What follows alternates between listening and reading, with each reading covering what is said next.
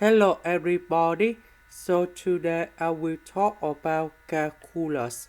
The topic today is about integration. So now I will show you how to answer. We have the formula in here. That is about cosine 2x equal to 2 cosine x squared minus 1. So we need to change cosine 2x into this one. So 1 minus 1, they cancel.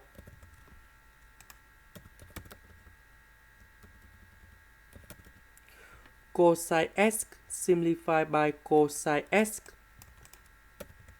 So you got about 1 over 2 cosine x. And this one, 1 divided by cosine x, you got about secant of x over number 2.